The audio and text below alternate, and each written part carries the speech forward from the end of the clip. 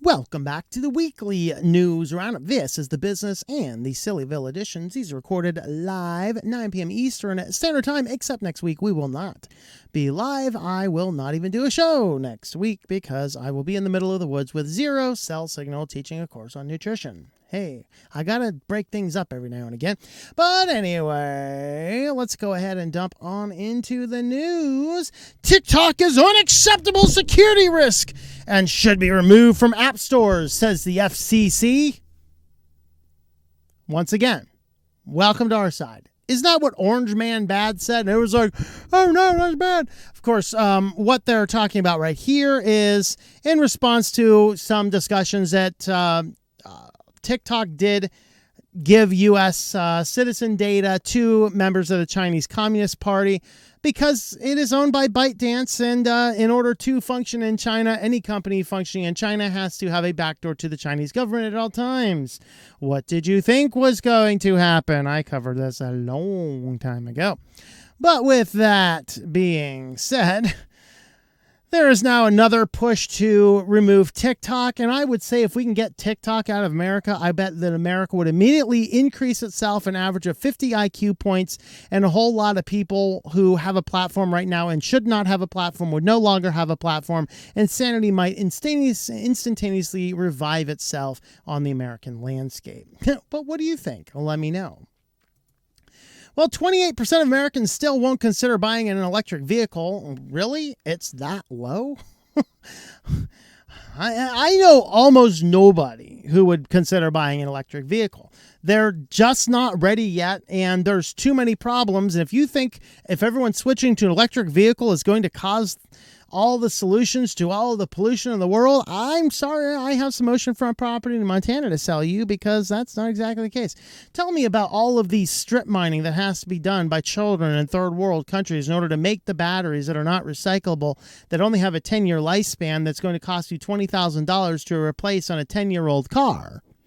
Tell me about the electricity it's feeding this. Is it all green? Oh, no, you're burning coal and natural gas for the most part. And, of course, if everybody and their brother plugs in electric cars every night, our entire power grid is going to come crashing down. It already cannot tolerate our air conditioners in the summer. 2 states have already had issues, and several more states have said brownouts and blackouts are coming this year because the power grid is too weak. And you want us to all plug in electric cars? No, it's good for a few instances. It'd be neat to have some electric car fleets in cities for deliveries, but petrol is here to stay. Petrol, I sound like some European, right? Gasoline over here in America. Petrol over there and across the pond. So, petrol just sounds more intellectual, doesn't it? We say gas because we're a bunch of rednecks. They say petrol. They're the educated. All right, anyway, I'm making fun of both of us. Come on. Let's see. Price range and access to charging stations have remained a primary barrier. I actually have a friend with a Tesla, and her husband wanted to be like, oh, we're going to take the Tesla. She's like, I want to take the car. She says, good thing we took the car and not the Tesla, because they did not see they were going through like Vermont, and it's like did not see a single charging station anywhere in Vermont. I'm sure they exist, but you have to plan your trip around them, and there's not a lot of them. And, there's a lot of problems still. Survey of 8,000 adults found 14% would definitely buy or lease an electric-only vehicle. 57% would consider. 28% would not consider getting electric-only. Age, income, and education levels correlated with willingness to drive one. Lack of education around available tax incentives, environmental impact, and how EVs work is a significant factor for adoption. That's funny. A tax incentive, sure, there are indeed some tax incentives if they have not expired.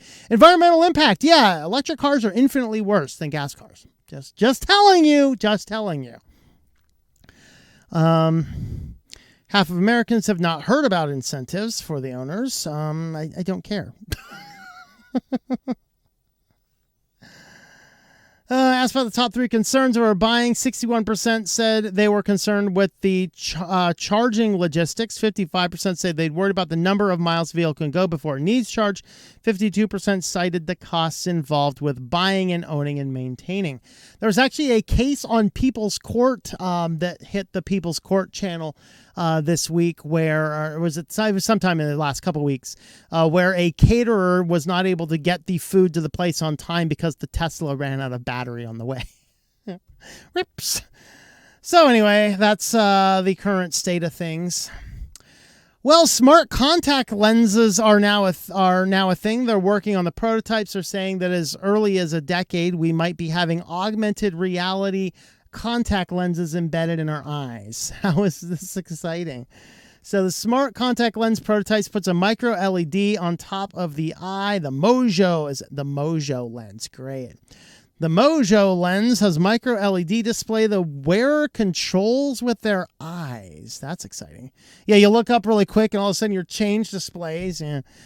It's 2015, California-based company Mojo Vision has been developing smart contact lenses like smart glasses. The idea is put AR graphics in front of your eyes, help accomplish daily tasks. Now a functioning prototype brings us closer to seeing a final product. That's exciting. So that's all we need. We need stuff in front of our eyes to give us statuses. What is this, like the Terminator stuff? Are we going to get somebody asks us a question and it's going to give available responses? Bleep you, bleep hole. I mean, come on, guys. That's epic, you know? I want my contact lenses to give me pre-programmed replies when someone asks me questions. I wonder if they'll be as rude as the Terminators. I don't know. Was anything on that list? I don't know. Well, anyway, HackerOne is one of the bounty companies. So if you are a freelance hacker and you spot a security vulnerability in a company, you can have an account on HackerOne, go through that individual company, support the bug, and get the bounty for it.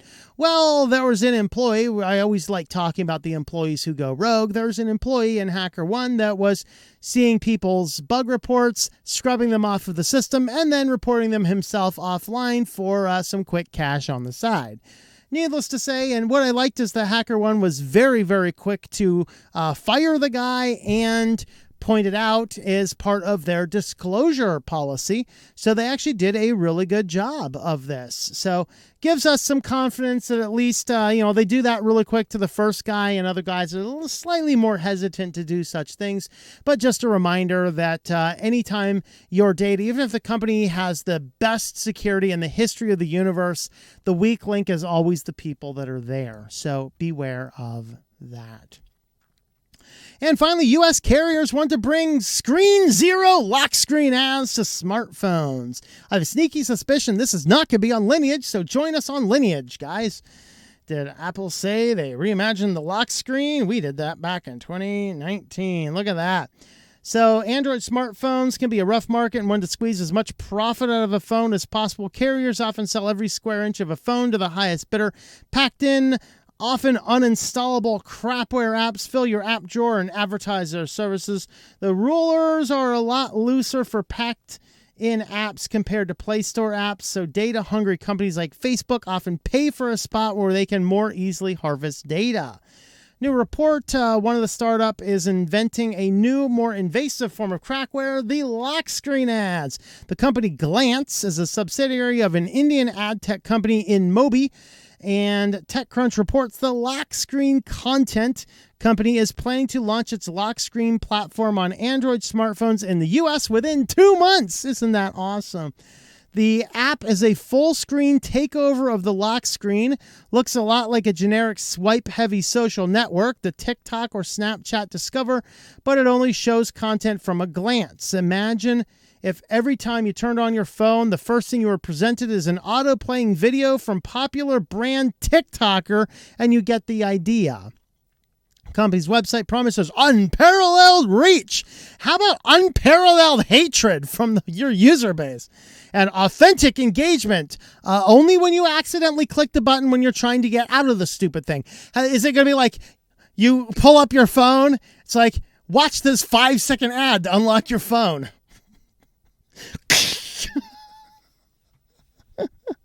Consumers will move from seeking content to consuming what is shown to them. If you think this is a good idea, you need yourself a checkup from the neck up because something ain't right in your head.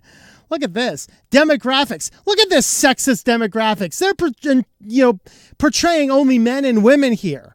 I mean, yeah. What's this one? I can't even tell what that is. Language, location, handset. I don't even know what this. Interest, I guess it says. I don't know. It's all a bit ad vector. The third major navigation link on the company's website is advertisers with a business page promises a friction-free campaign on screen 0. First screen users see when they turn on their phones. A quick browse through Glance's business page shows it's really hard to identify what's paid content and what's not. Might all be paid content. The advertiser shows a range of success stories promoted by a crypto app called that educated users on cryptocurrency and boosted sales. Question number 1, Glance's demo video. Which of these assets gave more returns in 2020, Bitcoin or gold? Yeah, you know. So anyway, let me know in the comments. Would you like to see lock screen ads on your device? That would be fun.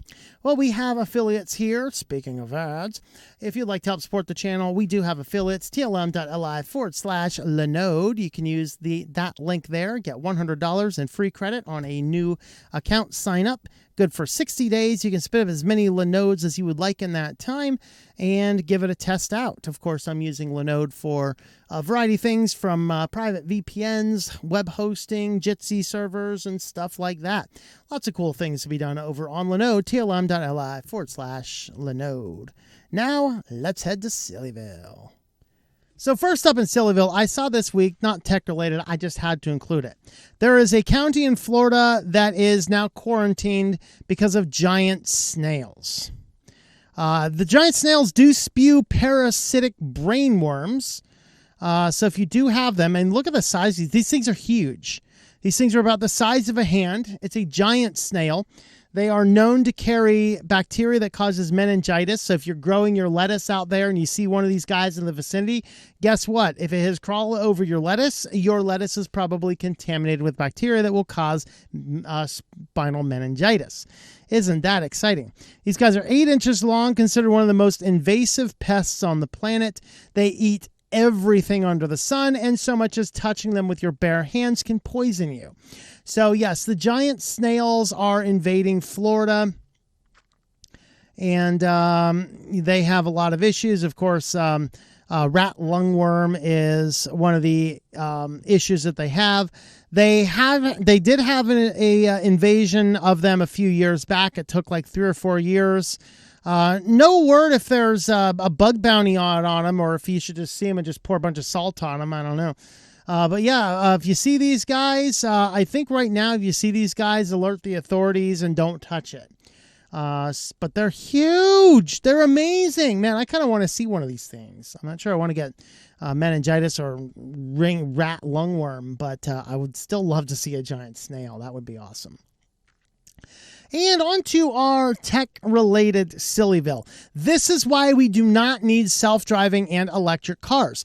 Well, apparently, of course, these cruise robo-taxis are now on the line. There's no safety drivers in them. And so a whole squadron of them pulls up to the same intersection at the same time and simply block traffic for several hours. Half a dozen cruise robotaxis stopped operating and sat in the street in San Francisco late Tuesday night, blocking traffic for a couple hours until employees arrived and manually moved the vehicles. Photos and a description of the blockade were shared on a Reddit post. Here's the Reddit post. So you get right here and here. They're just, where you going, bro?